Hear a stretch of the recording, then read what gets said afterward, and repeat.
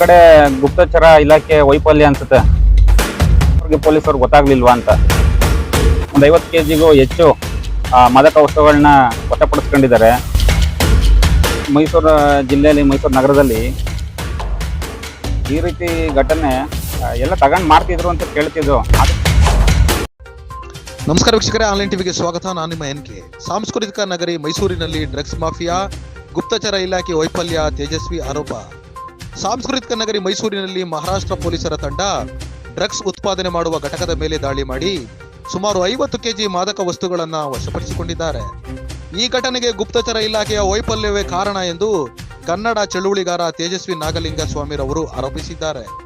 ಮೈಸೂರಿನ ನರಸಿಂಹರಾಜ ಠಾಣೆ ವ್ಯಾಪ್ತಿಯ ರಿಂಗ್ ರಸ್ತೆಗೆ ಹೊಂದಿಕೊಂಡಿರುವ ಸ್ಥಳವೊಂದರಲ್ಲಿ ಕೋಟ್ಯಾಂತರ ಮೌಲ್ಯದ MDMA ಡ್ರಗ್ಸ್ ಅನ್ನು ಪೊಲೀಸರು ವಶಪಡಿಸಿಕೊಂಡಿದ್ದಾರೆ.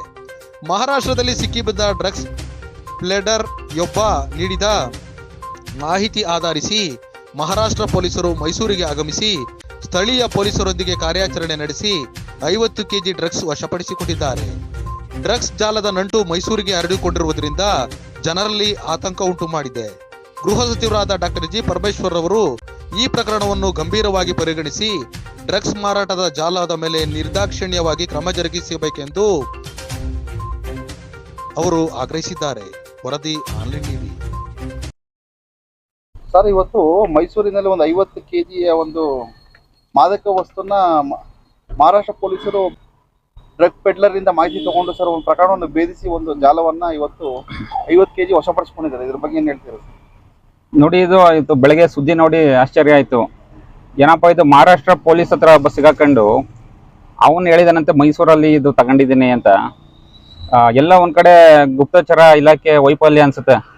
ಮಹಾರಾಷ್ಟ್ರ ಪೊಲೀಸ್ ಬಂದು ಇಲ್ಲಿ ತಯಾರಕ ಘಟಕ ಬೇರೆ ಇಟ್ಕೊಂಡಿದ್ರಂತೆ, ಮಾದಕ ವಸ್ತು ತಯಾರಕ ಘಟಕ ಬೇರೆ. ಯಾಕೆ ಇಲ್ಲಿ ನಮ್ಮವ್ರಿಗೆ ಪೊಲೀಸವ್ರಿಗೆ ಗೊತ್ತಾಗ್ಲಿಲ್ವಾ ಅಂತ. ಎಲ್ಲ ಒಂದ್ ಕಡೆ ಗುಪ್ತಚರ ಇಲಾಖೆ ವೈಫಲ್ಯ. ಏನಿವತ್ತು ಒಂದು 50 kgಗೂ ಹೆಚ್ಚು ಮಾದಕ ವಸ್ತುಗಳನ್ನ ವಶಪಡಿಸ್ಕೊಂಡಿದ್ದಾರೆ. ಅದು ಇನ್ನೂ ಇರ್ಬೋದು, 500 kg ಇರ್ಬೋದು, 5000 kg ಇರ್ಬೋದು. ಹಿಂದೆ ಎಷ್ಟು kg ಮಾರಾಟ ಮಾಡಿದಾರೋ ಗೊತ್ತಿಲ್ಲ. ಇದು ಕುರಿತು ನಮ್ಮ ಪೊಲೀಸ್ ಇಲಾಖೆ ಸಂಪೂರ್ಣ ತನಿಖೆ ಮಾಡಬೇಕು. ಇದರಲ್ಲಿ ಯಾರ್ಯಾರು ಇದ್ದಾರೆ ಅವ್ರನ್ನೆಲ್ಲ ಬಂಧನ ಮಾಡಬೇಕು.